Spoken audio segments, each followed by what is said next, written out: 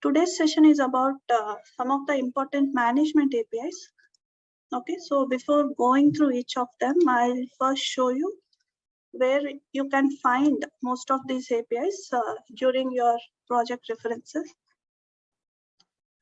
Okay, in the documentation mainly. So first you can go to our references, API references page. Over there, under JavaScript and TypeScript based API details, there will be one section called APIs. So over here, you can find most of the important APIs which are segregated well. Okay, so please note that these APIs will be applicable to both JavaScript and TypeScript. Okay, and this should be your first reference.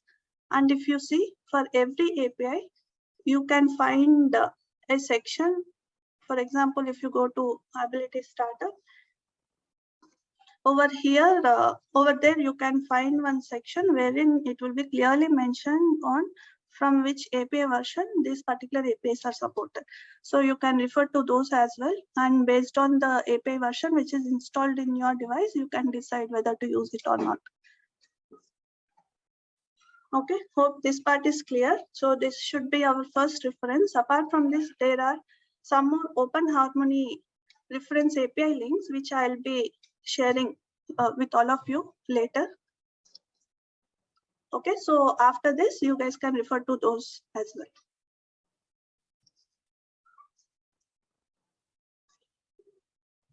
Okay, let's start to understand a few of these important APIs. First, let's go through the bundle management APIs. Okay, so as the name itself suggests, this bundle manager have many important APIs through which you can get many details related to your application. Okay, so this management APIs mainly provide few APIs to get application details. Not only your application, you can even try to get other application details as well, provided you declare proper permissions. But as of now, just let's try out to get our application details, which would be simple enough. And no much permissions are required to get our application details. Okay, so let's go through few of them. Only few of them I have listed over here just to have some basic understanding. There will be many more APIs which you can find in the documentation and in other places. And based on your requirement, you can use them. Okay, so if you see here, the first one over here is get bundle info. This is mainly used to obtain a bundle info object based on a given bundle name. Okay, I have given a bundle name over here. So I just call bundle. We have to import bundle manager system class over here. Once this is imported, all the APIs exposed within this bundle manager can be called in our application. So out of them, here I am calling get bundle info, and I am passing the bundle name and some extra options called bundle flags and other options which are supported.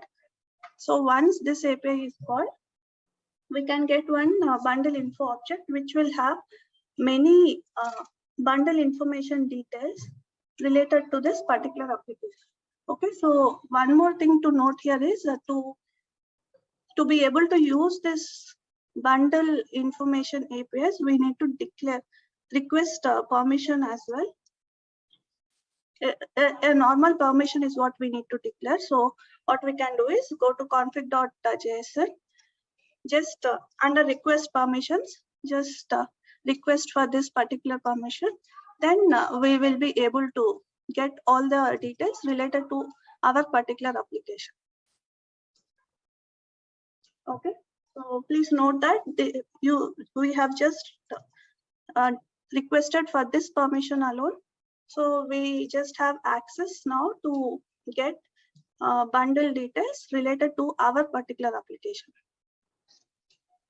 If we need details about other applications, then there will be some more permissions which you can clearly find in the documentation. There's one more permission called get bundle info underscore privileged and all. Those are all system level permissions which we have to request, or there will be some preconditions, we have to follow them. Then only we'll be able to get the details of other applications.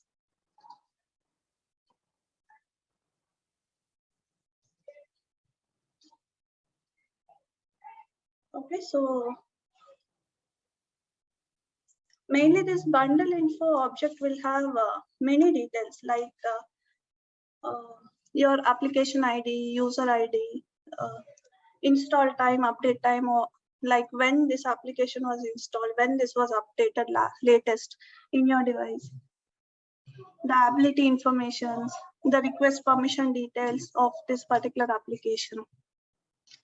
Like that, many you can check the complete data which exists in this particular bundle info object in the documentation. So basically all those details you can get over here.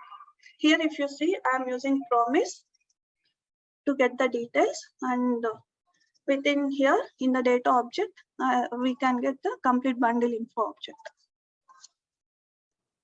Even the version code of this application, version name, etc. Many such details will be part of this. Okay, so let's move on to the next API call here, which is get application info. Okay, here also as the name itself suggests, this using this we can obtain the application info object based on the given bundle. Okay, so again, application information object will have many other data related to this particular application. So all of those you can get here and print and see what are all details are obtained. Okay, the call is similar. We can either, there are two ways through which we can get all this data, either using promise or we can even do async calls. So the promise looks good, so I have used that over here. You can even use the async call and get the required details through async operations. So mainly this application info object will have many details like whether this is system app, the icon or label details of this application, the process IDs of this application, permissions, all such details you can get in this particular object. For the complete details list, you can refer to the documentation.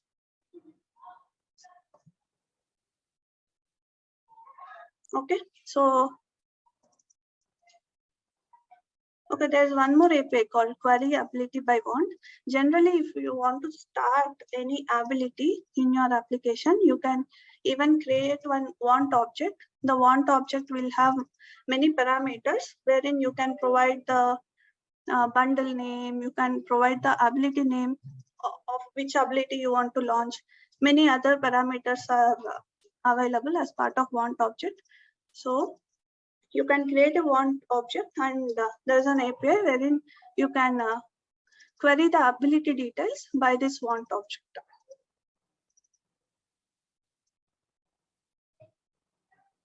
Okay, one more important API is to get the ability information.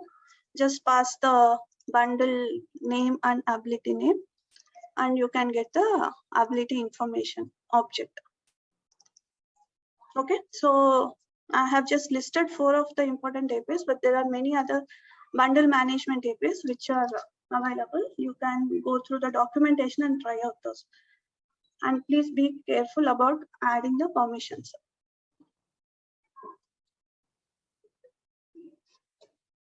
Okay. Next, move on to the next management, which is ability management. Okay.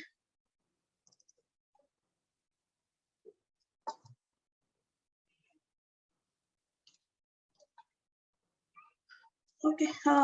Most of the ability management APIs we can call using the feature ability. You can import feature ability and start using the APIs provided as part of feature ability. Okay, so few of them, let's go through over here. Okay, the first one is get want. As I said before, we can create one simple want object and we can start any ability using this want object. So once I have launched, for example, some ability 2 from ability 1, in the ability 2, I can just use get want to get all the details of the want object which is used to launch this ability. So as you can see here, obtains the want object that starts this ability. Okay, so here as well, I have used promise logic. So over here, I can get the want details. We can just print and see them. Okay, just to show the difference, the same API call we can have using the asynchronous call as well, like this. Both functionalities are similar. Both will call the API asynchronously only and return back the result asynchronously, which we can get over here while using promise or over here while using async way. Okay, so feature ability has one more very important API called get context, through which we can get the context object of this particular ability. So the context object will have many important APIs, which will be very useful in our day-to-day work. So to get the context object, we need to use feature ability.getContext, which will return the context of this particular ability. Okay, so let's see the next API, which is Startability. As I have already mentioned, the same sample you can see here. I have created a want object wherein I'm starting one service ability. So those details I'm putting in my want object, and I'm just calling Startability of this particular object I'm passing here. This will directly launch the ability which is mentioned within the want. So the want supports many parameters. Few of them I have added here, and each parameter will have some significance. So all those details can be read from the reference documentation. Okay, so like this, so we can start any service or any page ability. One more UI ability we can start using Startability. So this is mainly used to start any ability whose details are mentioned in the want object. Okay, so let's go to the next API, which is Startability for result. So here as well, we are just creating a want object. Instead of directly giving the exact ability name, we are giving the entity. So whichever ability matches to this entity, that will be launched. And if you see here, we are doing Startability for result, which means this particular ability will start the next ability and will be waiting for a result back from your second ability. Once the second ability sends the result can be taken in your first ability and some implementation can be done. So basically it's like this. One ability starts two ability, and one ability will be waiting for a result from the second ability. Once second ability gives the result, then the second ability will be closed and the control comes back to your first ability, and result also will be obtained here. And based on the result, some more implementation can be done. So mainly this API is for that purpose.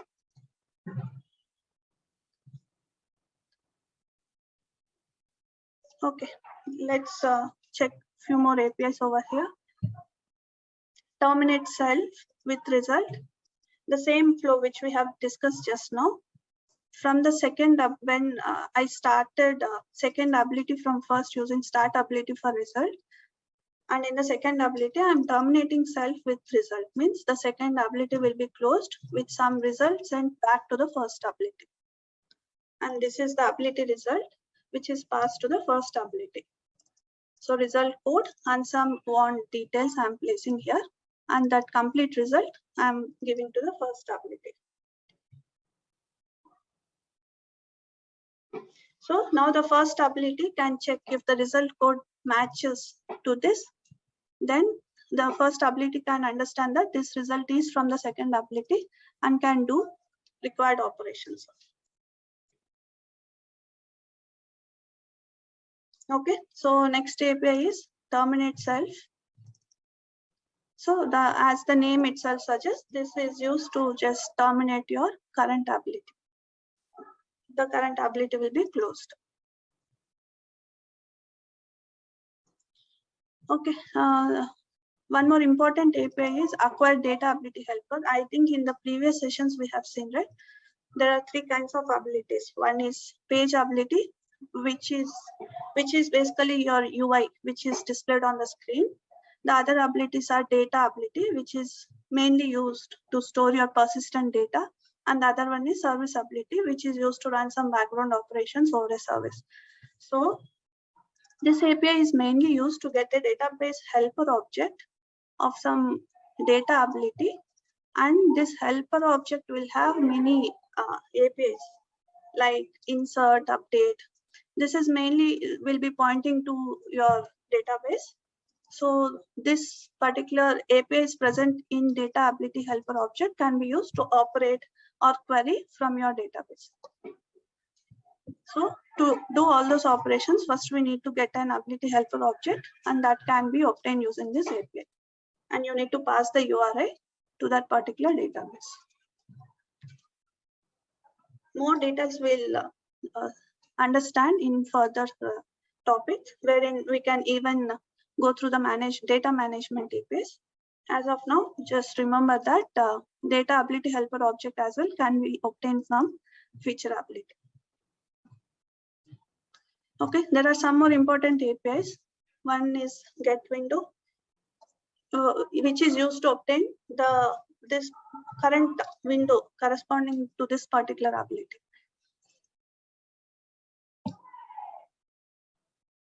Okay, so there are some more APIs which are supported here. This is also very important, wherein we can call connect ability API to bind to a service ability. If you see here, I'm creating a request object wherein I'm providing the bundle name and ability name. Ability name will be providing the service ability name over here. And we are passing that along with few callback options to connect ability API. So this will take care of binding to this ability and one to this service ability. Please note that this is mainly used to bind to service ability. So once the bind to this particular service ability is successful, then callback comes to this particular function, on connect function, wherein the next logic can be written. So whenever that particular service is disconnected, then callback comes to here. And if in case the connection to this service ability fails, then a callback comes over here, and through which we can understand that the connection establishment is not proper. As of now, remember that connect ability API is used to bind to a service ability in this way. We have many samples wherein we can understand the clear flow of how to connect to a service ability and then how to proceed further. So those samples also I can share, wherein these calls are clearly demonstrated. But as a starting point, please understand this basic APIs.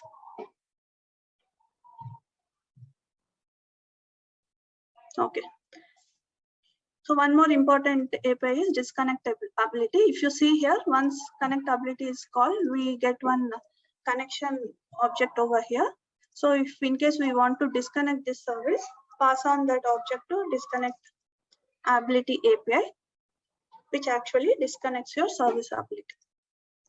So mainly this is used to unbind a service ability. Okay, let's go through ability context APIs also.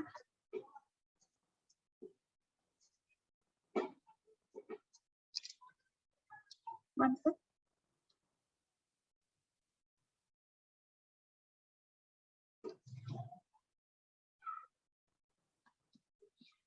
Okay, so we have already seen, right? We can use get context API to get the context, okay, from feature ability. So import the feature ability in your project and use .get context API to get the ability context. Okay, so once you have this context object, there are many, as I said, there are many APIs available through which we can get some important details. So let's go through few of them. If you see here, the first one is get Cache Dir. This API is used mainly to obtain the cache directory of this particular application. So basically the path will be like this. So mainly this is your bundle name. For example, for my project, my bundle name is com example JS management, right? So all your internal data to this application will be stored in /data/data/ bundle name. Okay, so once you call get cache directory, inside your apps path, there will be one folder called cache. So this particular directory path will be returned. So to get this directory path, directly use context.get cache directory. Okay, so if you want to get files directory of your particular application, similar path it will be /data/data/ your bundle applications bundle name followed by /files. So to get this file path, you can use get files dir API, which is available in your ability context object. Okay, so like this, there are few more APIs. Get or create local directory. This API is mainly used to obtain the absolute path within your application, and if that particular path doesn't exist, then that local directory all will be created as well. Okay, the same thing is mentioned here. This is called for the first time, a new directory will be created. So all of these details, mainly what you can do to understand them better, just call each of the APIs and print the data which is returned. So then you will understand what exactly is the return data for each of these APIs.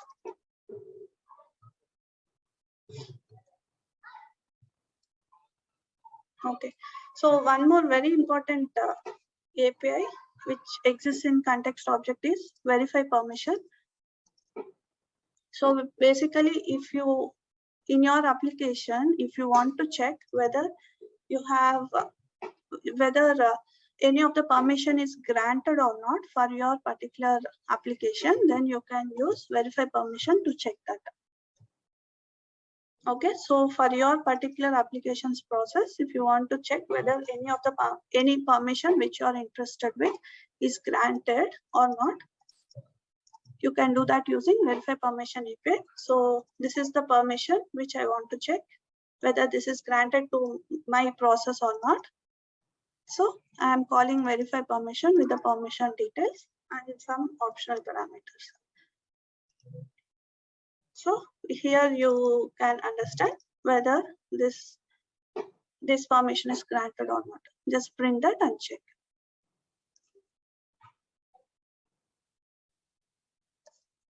Okay, just a sample.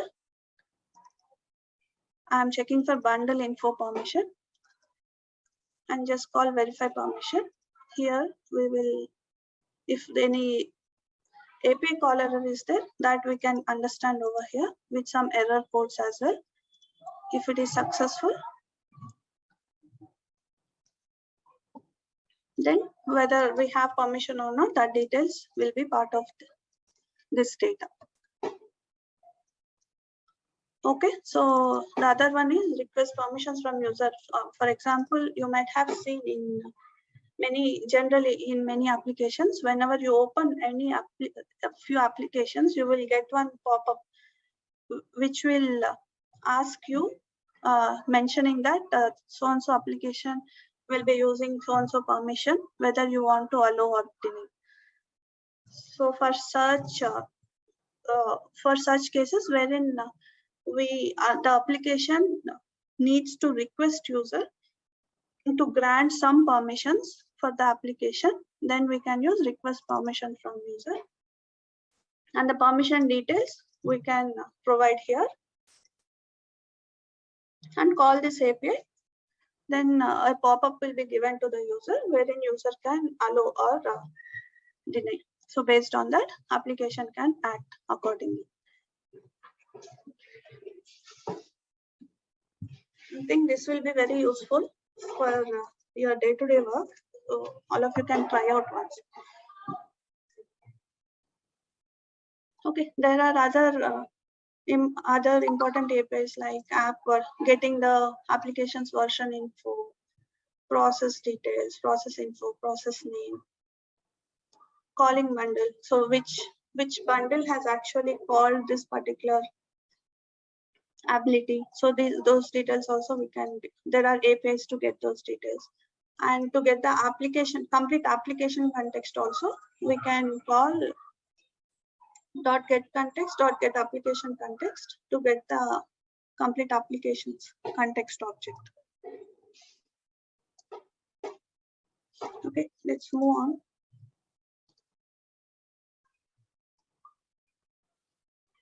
Okay, so there is one more class called Ability Manager, which provides few more good APIs. Just let's have a glance. Get app memory size, used to obtain a memory size of this particular application. Is RAM constrained device, mainly checks whether this particular device is a memory limited device or not. So based on whether this is a low RAM device or not, we can have a different logic. For such use cases, so these APIs can be used. There are many more in Ability Manager. You can go through them. Similar to these kind of APIs.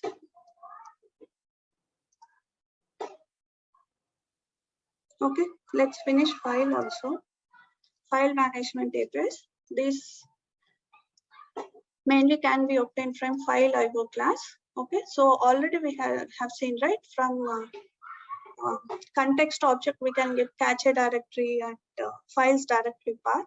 So once we get that path, after that we can use few of the file IO APIs to operate upon files within them. Okay, so as I said, if you can see this sample, I have got the files path, and to that I'm appending some other file name, and I'm calling file IO APIs to operate on those files. So here if you see OpenSync, this will synchronously opens a file. So I can provide the modes also, whether I have to open it in read or write mode. And there are some more flags, like if the file does not exist, whether we can create a file or return an error. And file access permissions also, whether this file can be accessed only by the owner or the user group or other users also. So there are many flags supported. To achieve all these functionalities clearly mentioned in the documentation, you can go through that. Okay, so a few more APIs are rename sync. If you want to rename the file from this name to some other new name, you can use this API. So if you want to write some data into the file, then create a stream object, then write sync. Write sync in the sense synchronously the write operation happens. There are asynchronous APIs also, so those also can be tried. So once the write operation is done, we're just showing a toast. Okay, reading the data from any file, we can use read API. Read sync will synchronously opens a directory and from there we can read the content. So in the buffer object, we can store the read details and read them. So for deleting any file, just use unlink API to delete those files. So basically, to operate on the files within the directories, internal directories, you can use file IO APIs.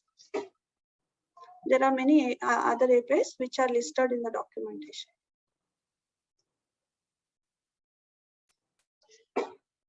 Okay, let's go to the persistent data storage now. So these are important topics. Please focus. Just a sec.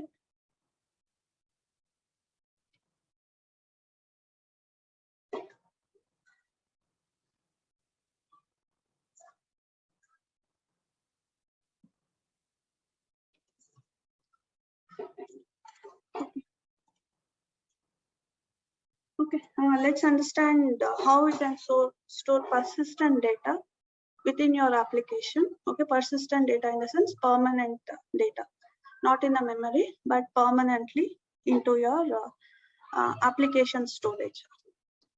Okay, so the first two ways are there. One is lightweight storage, other one is data storage. Lightweight storage in the sense wherein you will be writing the data into specific files in the form of key and value pairs. Data storage in the sense wherein you will be writing your data into your rational databases. So let's understand each of them. The first one is your lightweight data storage. Mainly this type of lightweight data storage is suitable for accessing and persisting data in key value structure, as I said before.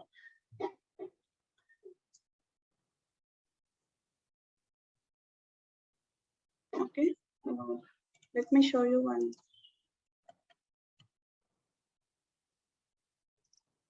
Yeah.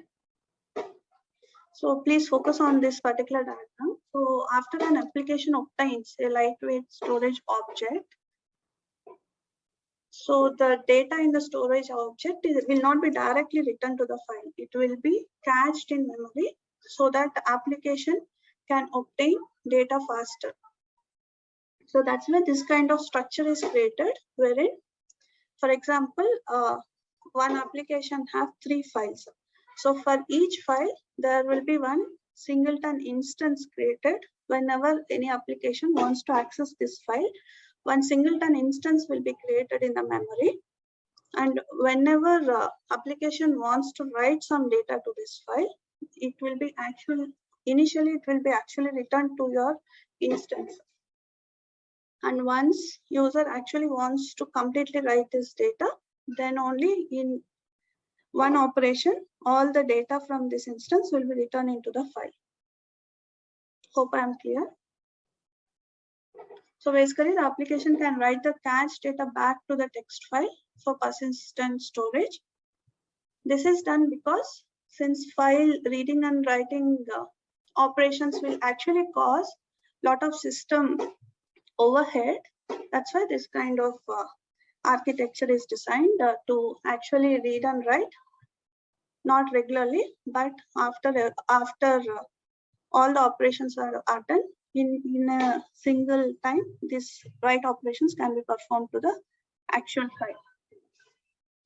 So mainly using this approach, application reduces the frequency of reading and writing persistent files. So the flow for both the read and write operations, application actually will interact with the instance.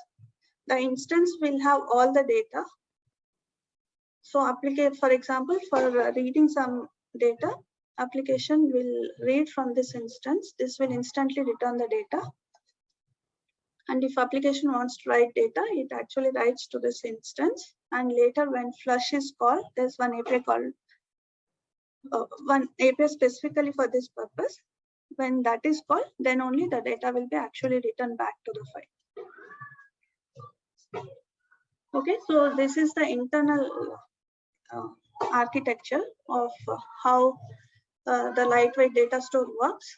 But at high level, this is mainly used to store data persistently in files in key value pairs. So we call this approach even using the preferences name. Okay, so there are some constraints also. You can just have a glance. You can see here preferences. Mainly, if you see here, all these instances are loaded into the memory. So to minimize a lot of memory overhead, the number of data required stored in a preference instance cannot exceed 10,000. So these are some few limitations which are set at system level. Okay, so if you are doing a lot of operations onto lot of files at a single time, so just be careful and keep in mind such constraints. Okay, as I said, since the data stored over here will be in the form of key value pairs, mainly the key will be of string type. It cannot be empty or it cannot exceed 80 characters. But the value can be empty or contain a max, and it can be up to 8192 characters. Okay, anyway, these are very few constraints, but just keep them in mind.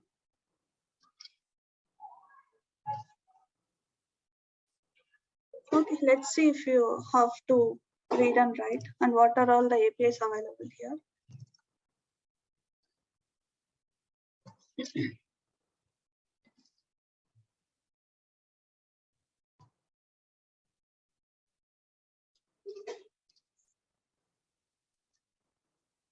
Okay, if you see here, first I am getting the files directory, and within that files using the context object, and within that files directory,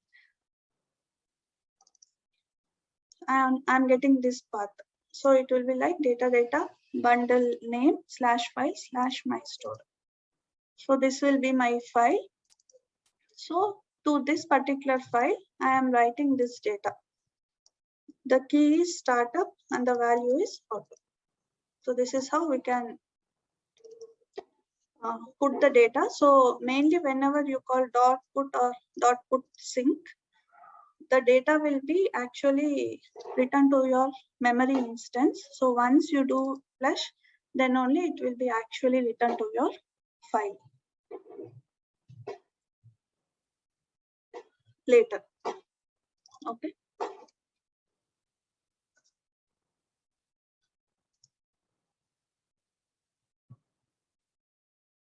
Okay, here you have seen wherein the write data is happening synchronously. So if you want to do it asynchronously, just call .put and the details you can pass. So once the operation is done asynchronously, you can get the details over here. So once that is done, you can call flush. Okay, so other APIs .get sync of startup. So it is actually previously returned to the file wherein key is startup and value is auto. So when I call get, I'll get the value as auto. If in case the file doesn't have any data whose key is startup, then this default data will be returned. So how to get it asynchronously? Same API. So has sync, this will check whether this particular key is present in the file or not. To clear your complete file, just call clear sync. Means all the data will be cleared over here. If you want to delete the complete file, if you want to delete any data in that file, call .delete sync. All these APIs can be called asynchronously also, and it's better to do it asynchronously because these are all file operations. Okay, like this, many APIs are supported here. Let's not go through each of them. So mainly all these APIs will support you to operate on your data, which are stored as key value pairs in the files. Okay, so let's move on to data management.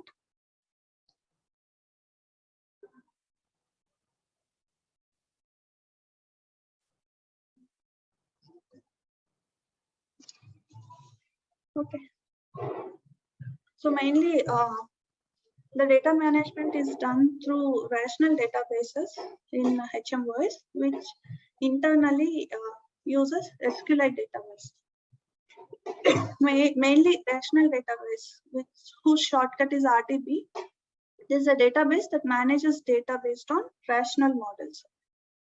Mainly data is stored as rows and columns in rational databases. So mainly the rational database provides complete set of mechanisms which are mainly used to manage your local database. And as I said, these are all based on SQLite components and which provide series of interfaces used to add, delete, modify, or updating your data into your databases, or we can even directly run the SQLite statements, and this provision is mainly provided to meet some complex scenarios as part of your application development. Okay. So I hope all of you are clear with rational database. So let's understand some important terms over here. Rational database is clear. So let's understand further some more terms like predicates. I hope all of you must have already tried SQLite statements and all. Let's not go deep here. Those details you can study yourself as well. So whenever you are forming raw SQLite statements, you will be providing some operating conditions, right? Select star from so-and-so table where name starts with A. Such kind of operating conditions can be provided using predicates over here. This is mainly the term used to represent the operating conditions which will be given to your SQLite statements. Right? So if you see here, all the APIs for managing your data storage persistently can be obtained from Startability. Okay, so using using Startability predicates API, you can get the predicates object wherein you can give your database statement conditions. Yeah, so there are many APIs supported in predicates like contains, or, equals, not equals. There are many APIs which you can use according to your requirement. If you see in this particular example,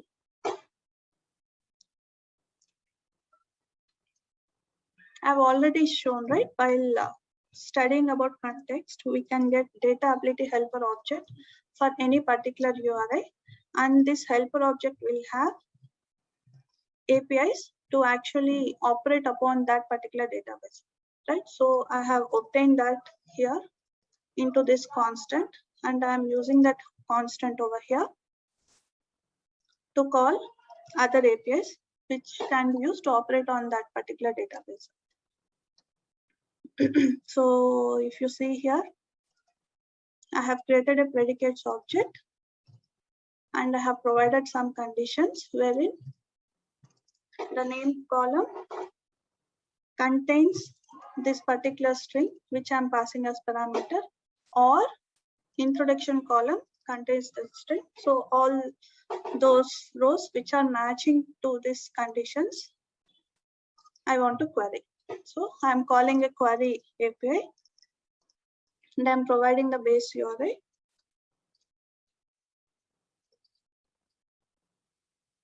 And this is the projection in SQLite, as part of your result set of your query, what all column data I want to get as part of this database operation. That projection details I can pass here, which generally we call as projection. So ID, name, introduction column details I can get here, and I'm passing the operating conditions. and a callback. So once the query is successful, I'll get a result set. So this is another important term. The result set refers to the actual result set which will be returned after the user's query is done. So mainly this result set object provides flexible data access methods, which makes it very easy for the user to get the data. Okay, so if you see in this particular example, once I get the result set itself will have many APIs to actually get the data easily. So I'm going iterating through this result set count, and I'm getting the data. If you can remember, we have actually passed projection as 3 columns. So that column index details I am getting here, and the data in that column, that is a column of double data type. So result set dot get double of column index will give me the ID in that particular row. So like that, I am iterating through the complete result set, and I am building one object.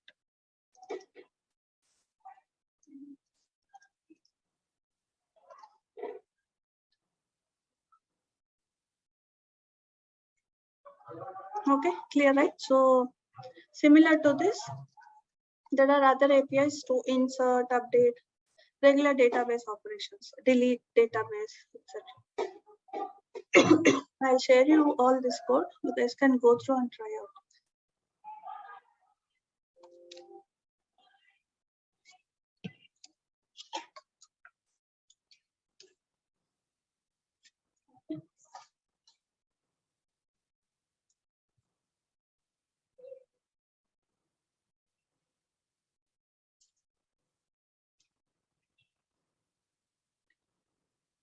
Just a sec.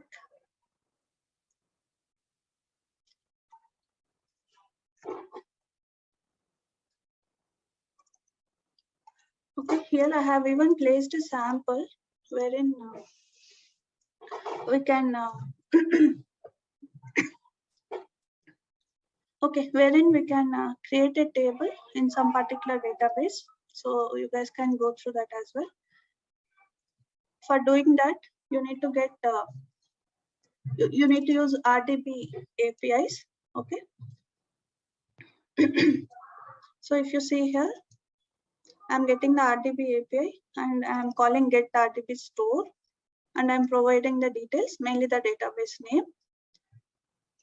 Okay, so and within that database, I'm executing SQL statement, wherein I'm creating a table called book. Okay, so using this, you can actually create a table within this particular database, and I'm providing some public APIs, which generally users will use, mainly to insert, query, update, regular RDB APIs implementation we can place here. And you configure in config.json. You provide the data ability mainly. Yeah, so you provide the ability details, which is actually used to create your database and table, and provide a URI to it. So now you can use this URI to access your data. So there are many other options wherein you can provide permissions as well. If you want to restrict your database to be accessed only by few applications or few processes, you can do that by declaring few permissions to this particular URI. And whichever application wants to use your database, they have to request for this permission, and then only they'll be able to use it. If you want to make it public, just don't give any permissions, then it will be public. Okay, so the samples are all added here. You guys can go through.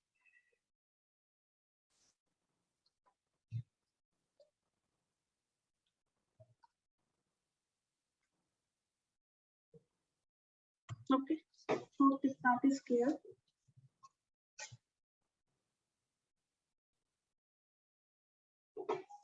Okay, let's move on to the next topic, which is notification.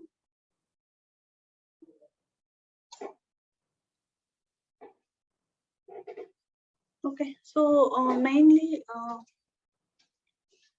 Open Harmony, our HarmonyOS provides applications with the ability to subscribe, publish, and unsubscribe from public events.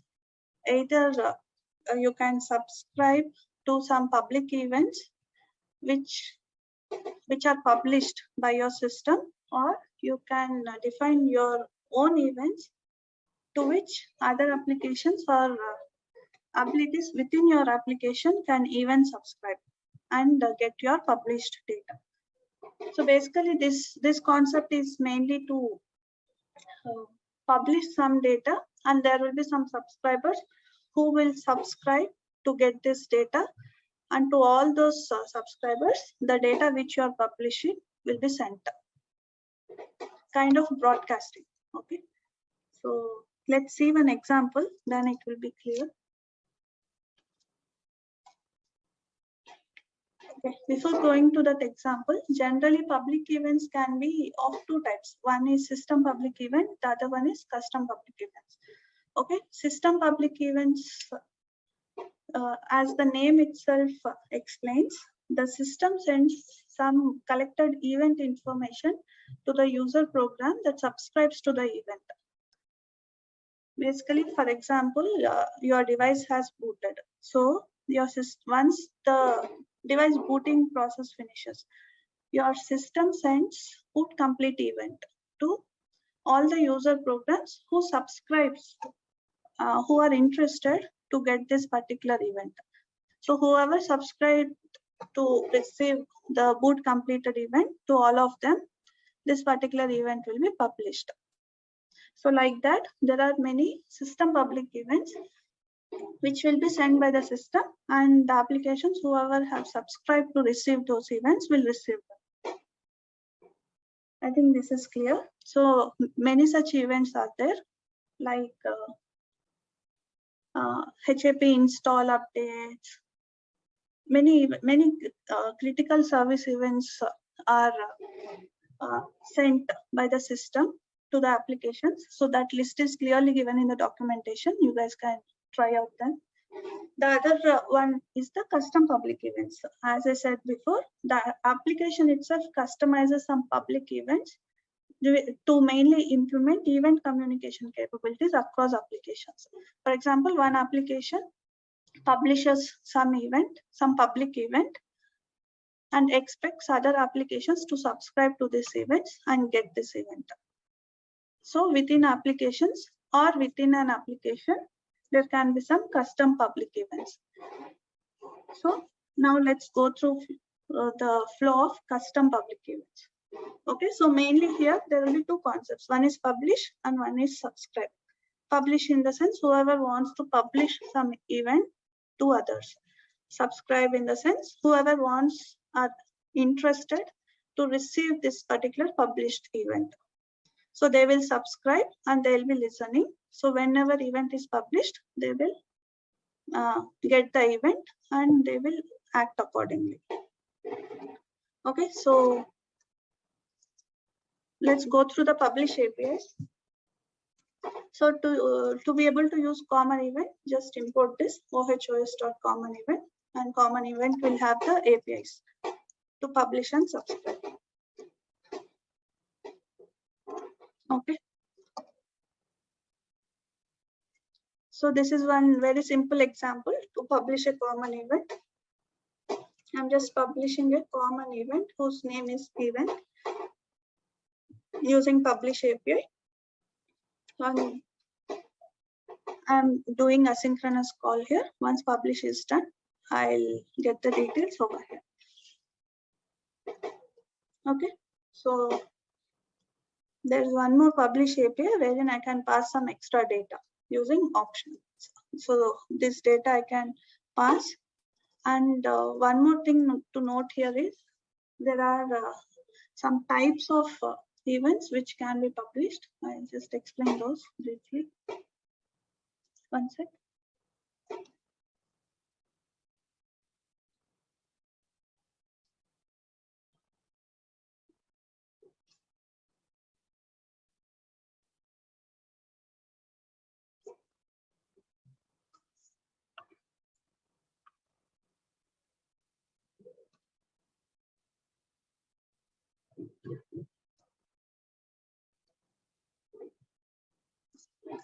Actually, there are three types of common events which are supported. One is ordered, second other one is sticky, and one more normal event. So ordered in the sense the receiver will receive these events based on the priority set. Say suppose I publish an event and I mark it as is ordered true, and there are two subscribers. One is having marked priority as 1, the other one has marked priority as 2. The first the event will be received by the subscriber having the highest priority, and once that subscriber is done receiving this event, then the event will be received by the next highest priority subscriber. It's like that. On priority basis, the event will be received by the subscribers. So to achieve such kind of functionality, we can mark is ordered equal to true.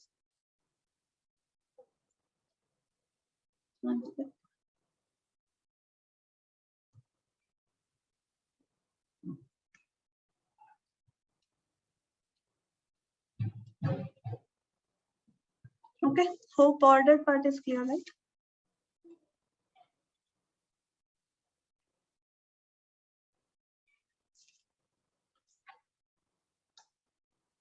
Okay, the next one is a sticky common event.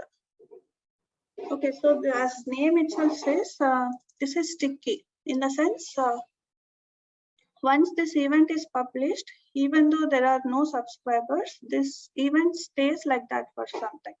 And if there is one subscriber which has subscribed in the later point of time, that can, once it's subscribed, immediately it can receive that sticky event. So basically, you can use this kind of common event to be sent also to the subscribers who subscribe to this event after it has been published. Clear, right? So that's the details of is ordered and is sticky.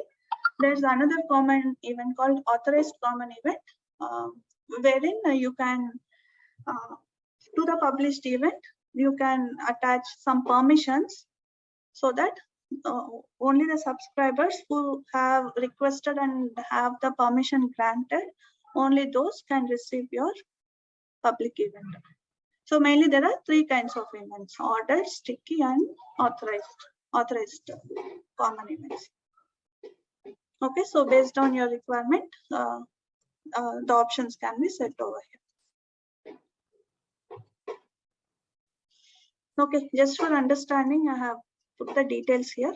You can try out those. So if you see here, for the authorized event like this, you can attach permission to your event which you are publishing, so that the subscribers which request for this permission, only they can get this particular published event. So going to the subscriber. So to subscribe to any particular event, first you have to call create subscriber API with subscriber info, wherein the event details, to which event you want to subscribe, those details you have to pass as part of subscriber info. So once create subscriber is done, then you can call .subscribe from the object returned from the create subscriber. Okay, so once subscribe is done, now whenever any event is published, you will be able to receive that event. And there are many other helper APIs also, like is ordered common event, to check the kind of event which is published. The get code, if any data is passed, you can actually get the complete data as part of this data object as well. Okay, so you can try out all of them. Documentation have all of them listed. And to unsubscribe, you can just call unsubscribe API with the same subscriber object. Then once this is done, you won't be able to receive the event published after unsubscribe is done. Okay, so okay, actually publish and subscribe event, this mainly we call it as common event. So these can be used across applications. So if you want to have some publish subscribe functionality, kind of local broadcasting within your application, there is one more API called emitter, which is available, which can be used to broadcast within your application. Okay, so mainly it has very easy API calls. If you see here, I'm just calling emitter.on. Mainly, it's like I'm subscribing to this particular event whose event ID is 1001, and I'm just attaching a callback to it. So whenever I receive this event, this callback will be triggered. So there is one API called emitter.emit. Mainly this is used to publish in common event concept. .emit in the sense which publishes any event. So here I am emitting this inner event whose event ID is this, and I am indicating some priority also, and I am passing some event data also. So once this is emitted, since here I am listening and I have subscribed to this particular event, so I will receive it, and this callback function will be called, wherein I will be able to get the data which I have passed. Okay, if you want to no longer subscribe to this particular event, just call emitter.off. Okay, let's go to the next concept, which is notification. Okay, now notification, you all might be aware, right? In your devices, you will be receiving notifications. Okay, the notifications will generally will be listed in your notification panel. So this is to achieve similar functionality.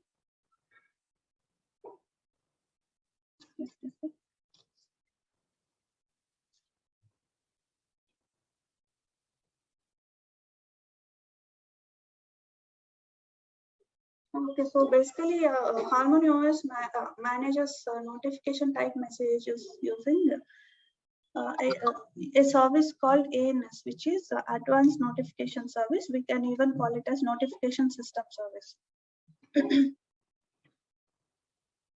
Okay, and this service mainly supports multiple notification types. Like you can have text notifications, long text, multi-text, picture, social. There are multiple types supported. All those types are clearly listed in the documentation. So even all your system services can send notifications through the notification interface. So, and the users can view all these notification messages using System UI. System UI is one system application. The System UI actually subscribes to all the system service notifications, and those all will be displayed in your notification panel through System UI. Hope this part is clear.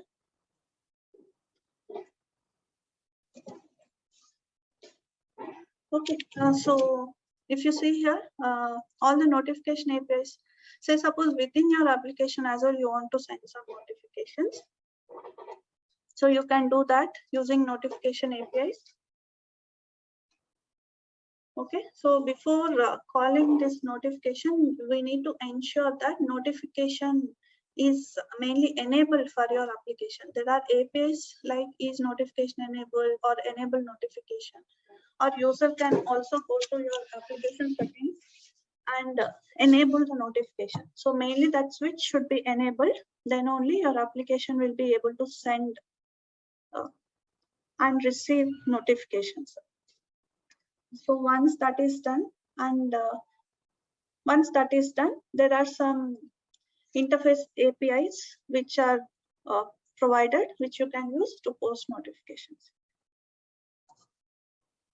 Okay, so mainly here also the concept is same. You will be having subscriber and notify. Okay, so the subscriber have some callback functions called on consume. So mainly this is the notification callback. On cancel, this is for a notification cancellation callback. Whenever your notification is cancelled, you will get a callback here. On update, whenever your notification is updated, you will get a callback here. So this is on connect is mainly indicates whether your subscription is successful, or on disconnect whether your unsubscribe is successful. Like that, there are few API callbacks. So mainly what you have to do is just to create a subscriber object and call subscribe. So basically subscribe is to subscribe to all kinds of notifications. Okay, so either you can subscribe to all notifications, or you can even subscribe to specific app notifications. So those details also you can mark as part of your subscriber. There is one more argument over here wherein you can provide a subscription info. If you want to subscribe only to some specific app notifications, you can pass the application details and pass that as parameter here. Okay, so here I am subscribing to all kinds of notifications using .subscribe.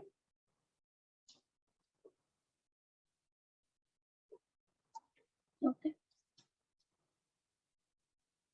and then there are to publish a notification, mainly to notify, to post a notification, there is an API called publish. Yeah. Just notify.publish, pass the notification request. Basically, what should be your title, what should be your label, text description within the notification. All those details you can, for all those details, you can create a notification request object and pass to publish.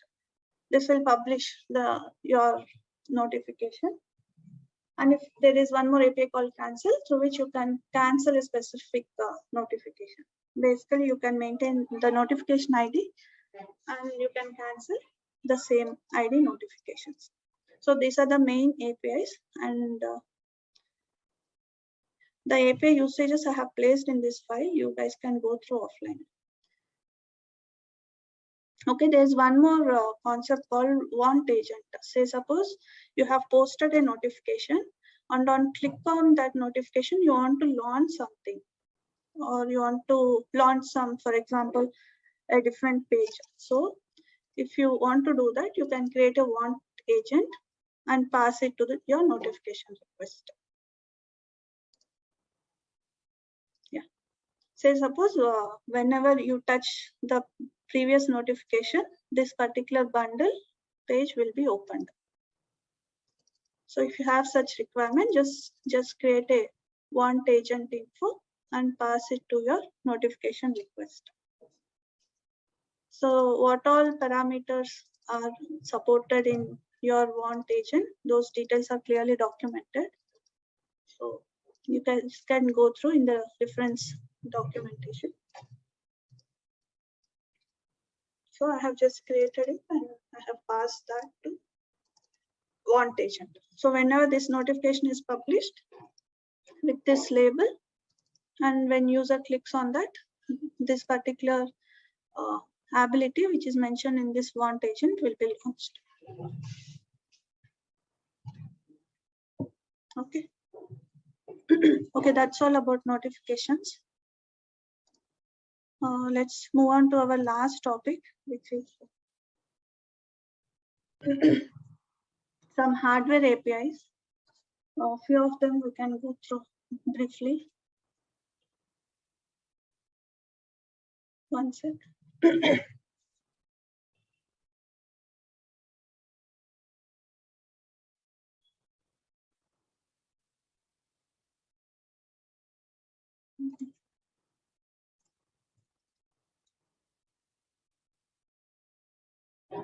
Okay, as part of device management, let's go through three things.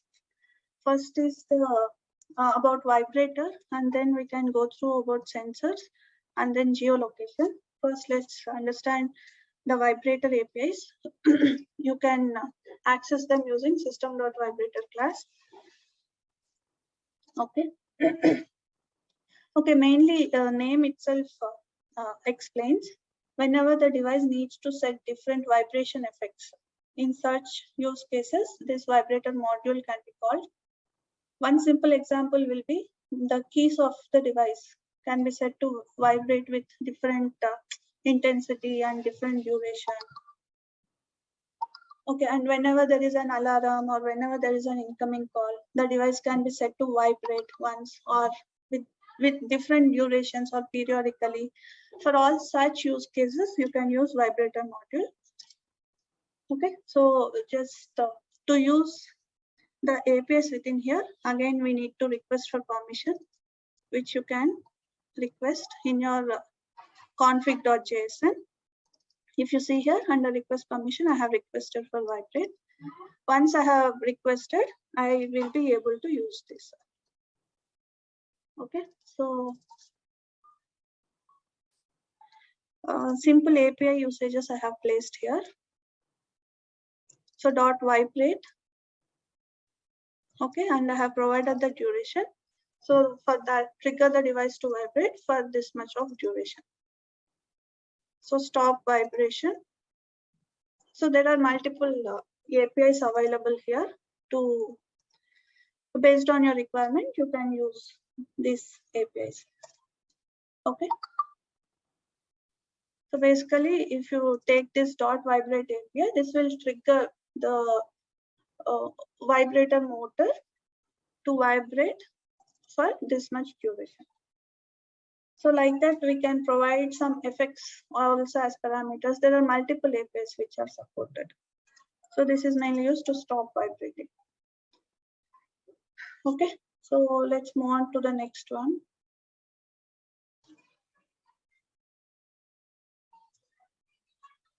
Sensors. Okay, all of you already know, right, about sensors. So mainly open harmony system sensors are mainly device abstraction for applications to access underlying hardware sensors. So your device will be having some hardware sensors. So there will be an abstraction layer which is provided, and your applications can use this abstraction layer to actually get those sensors data. Okay. So there are many sensor APIs provided, and developers can query the sensors on the device, subscribe to some specific sensors data. There are many such APIs which are provided to develop various kinds of applications. Like in market, if you see, there are many applications like Compass, many games which uses data from your sensors, or your health application. All of these mainly use some of the other sensor data to have their own functionality. So I'm not explaining much about sensors. I'm assuming all of you know about it. Mainly, a sensor is a device used to detect events or some kind of changes in the environment and send this message to other devices, such as in our, if we take our mobile device, so this event data will be sent to our central processing unit within our device. And from there, it will be transferred to different applications. Okay, so there are many types of sensors like accelerometer, gravity sensors, gyroscopes, speedometer, mainly used to calculate your footsteps, some sensors to measure your ambient temperature, measure your magnetic fields, barometer sensors, orientation sensors, mainly to measure your screen orientations, proximity sensors. So many heart rate sensors which are used to measure the user's heart rate, mainly for the health data. There are many such sensors. All of those are listed in documentation. Okay.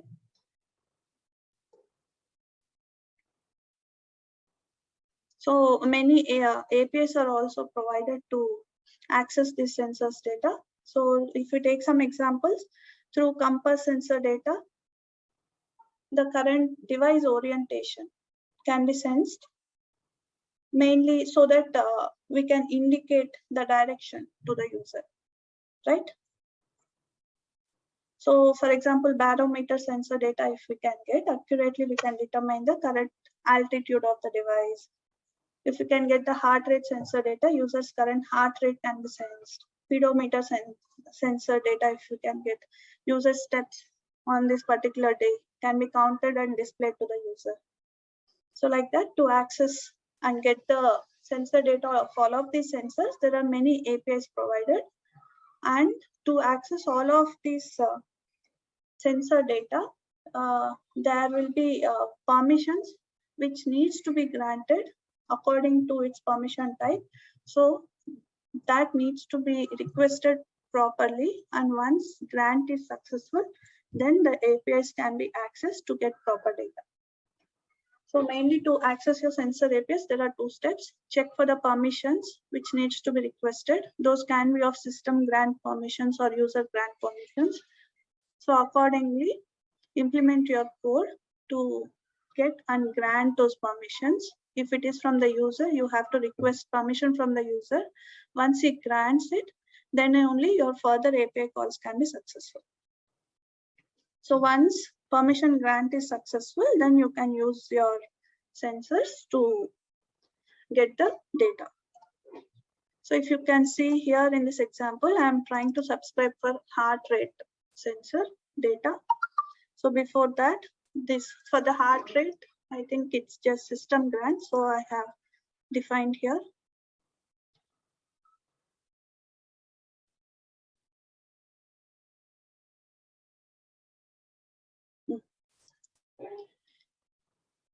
I have requested for this permission, and then I'm subscribing to get heart rate data details. So whenever there is a change also, I'll get the data over here. So like that, there are multiple other APIs. For orientation, I'm calling .on and I'm providing the sensor type over here. So whenever there is a change in this particular sensor's data, I'll get a call back here, based on which I can have my implementation. For accelerometer, just two steps, as I said. Understand the permissions, understand how to grant those permissions, and then call the APIs. Okay, so in the end, once my job is done, check to unsubscribe. Otherwise, continuously the data callbacks will be keep on coming, which can drain your application. So subscribe any event or any sensor data until it is required.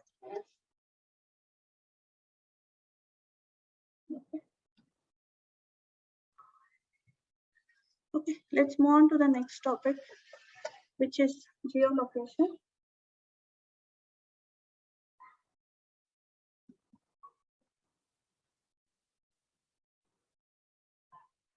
Okay, so mainly this, you might have already understand, these APIs are used to determine and get the location capabilities of your device.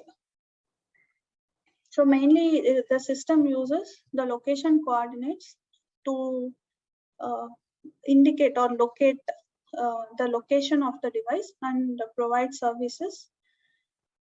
Mainly these APIs uses different positioning technologies like GNSS positioning, base station, WLAN, Bluetooth positionings.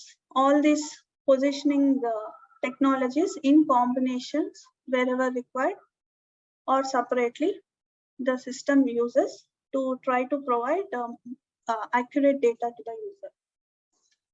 Okay, about this positioning technologies, I think you can go through offline. Okay, coming to the location capabilities. So mainly two things. So using the device's location capability requires the user to confirm and actively turn on the location switch. You might have checked in your device also. You should turn on your location switch. So if this switch is not turned on, the system will not provide location services to any application. So once this location switch is turned on, as you can clearly understand, device location information is very, very sensitive data. So whichever app wants to get this location data, they need to apply for location access permission from the user. This is a user grant permission. So you have to request the permission from the user to obtain the device location. Once user grant it, then only you will be able to use all these location APIs successfully. Okay, so two things. First one is location switch has to be turned on in the device. Second is location permission needs to be granted by the user. So once these two are done, there are multiple APIs which are provided by HOS.geolocation. This will be further expanded as well. Right now, these are the APIs provided, some of which you can see here. Okay, so mainly .on, in the sense you are subscribing for location change events and subscribing here. Get last location. If application need not want the exact location, but some historical last location which was actually cached by the system, then you can use get last location. There's one more API called .get location, which you can use to actually get the current device location. Okay, so I haven't listed everything here. You can try out get location mainly to get the current location. Offline, you can try out and check. Okay, so as part of geocoding transformation, HarmonyOS also supports the other way, wherein you provide the latitude and longitude, mainly the location details, and these APIs will actually give you the location details in readable format. Say suppose, so basically if you see here, this is called geocoding transformation capabilities, which means converting geographic descriptions into specific coordinates, and reverse geocoding transformation capabilities, which means converting coordinates into geographic descriptions. So geographic descriptions, in the sense, it will have description about your location, which country, street, house number, like that. In a descriptive way, your location details, if it is available to this particular subscriber, that will be given in a descriptive way. So for such cases, you can call these APIs, get addresses from location. Okay, so these are very few APIs which I have listed here. Many more APIs are available which you can go through offline. Okay, so I think most of the things I have covered here. So one more is resource management, wherein you can have multiple APIs using which you can manage your resources. So first you have to get the resource manager object. So once you have that object successfully, the object have multiple APIs like get string. So based on the resource ID, you can get the string value, or get media. So media byte format you can get. Like that, many APIs are available. See, using get media, you can obtain the content of the media file specific to the corresponding. I have just given the resource ID over here. So this the media details of this particular resource I can get. Like that, many APIs are there. Only two I have listed here to operate upon resources. Okay, even internationalization is also supported through I1810. Multiple APIs are available. You can go through them.